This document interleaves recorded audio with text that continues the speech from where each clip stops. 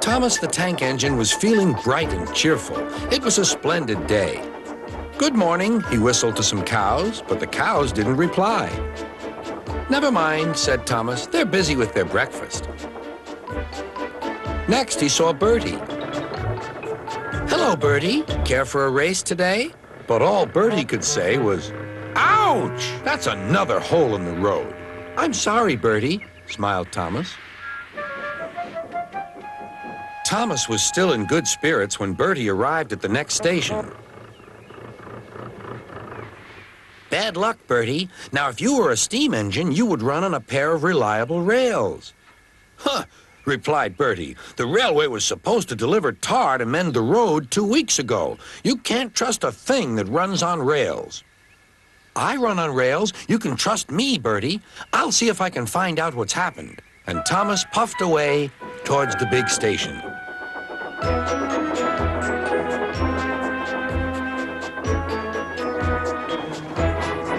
James was snorting about in the yard. "It's too bad," he grumbled. "Percy goes to work at the harbor and I do his job, here, there, and everywhere.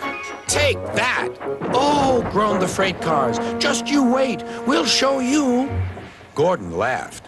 "I'll tell you what, James, if you pretended to be ill everywhere, you couldn't shunt freight cars here or go to the quarry there, could you?" "What a good idea," agreed James. "Look, here comes Thomas. I'll start pretending now." Thomas was sorry to see the engines looking miserable. "Cheer up," he puffed. "It's a beautiful day." "Yes," grumbled Gordon, "but not for James." "What's the matter?" asked Thomas. "He's sick," replied Gordon.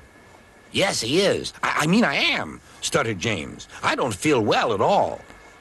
"Don't worry," said Thomas kindly. "I'll help out if you're ill." Gordon and James snickered quietly to each other. Some of James's cars were coupled behind Thomas, and he steamed away to the quarry. The cars were still cross. "We couldn't pay James back for bumping us, so we'll play tricks on Thomas instead. One engine is as good as another." But Thomas didn't hear them. He collected all the stone from the quarry and set off back to the junction.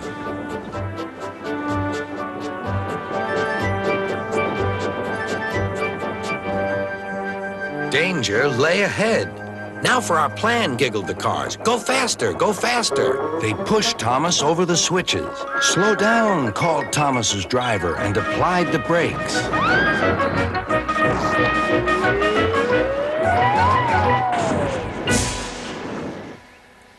Poor Thomas stood dazed and surprised in a muddy pond as a toad eyed him suspiciously.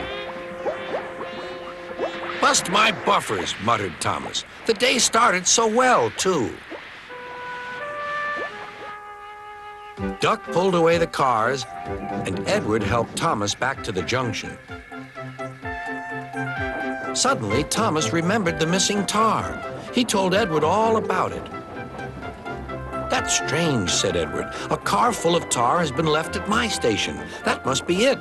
Driver will make sure it gets to Bertie now."